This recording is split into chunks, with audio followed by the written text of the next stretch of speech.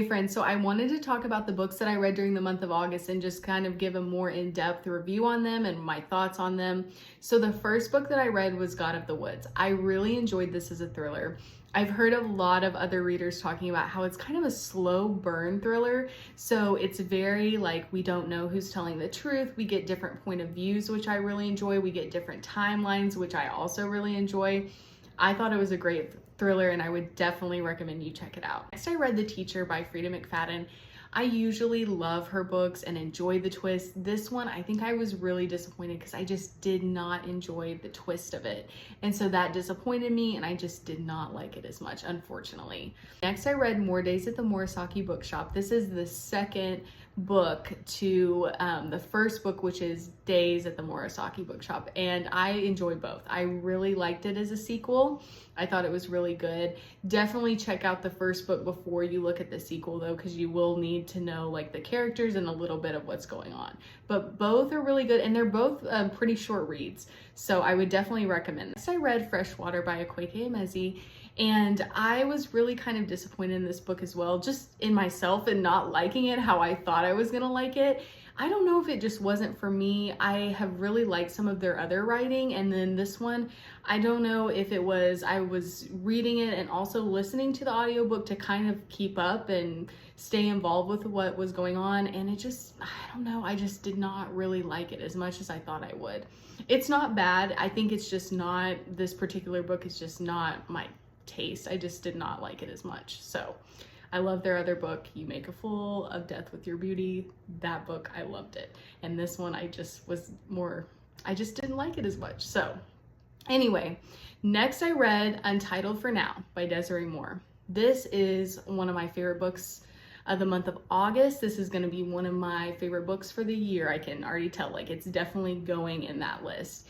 It was so good, especially with what's going on with, there's a particular book about domestic violence. There's a particular movie that just came out, very controversial.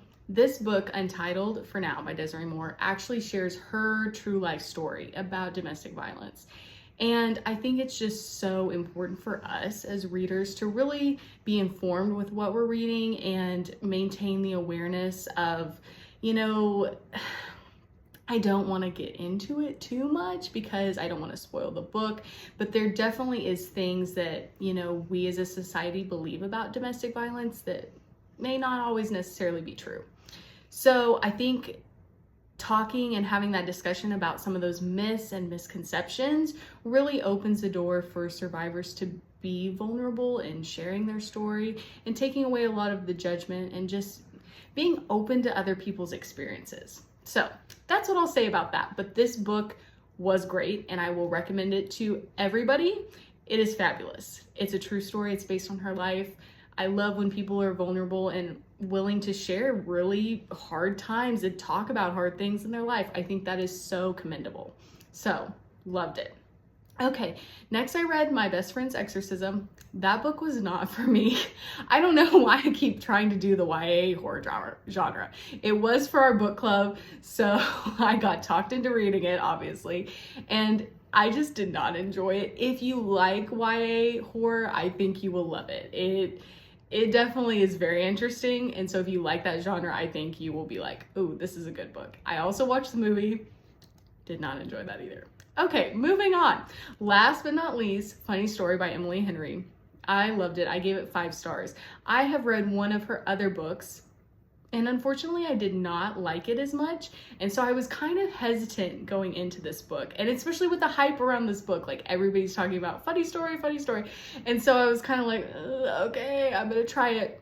It lived up to the hype for me. I loved it. I love banter. I love characters with history, with different goals and dreams, and then they come together and they have to make it work. I love things like that. So that was a 5-star read for me, and that was a really good end to my August reading wrap up. So thanks for watching.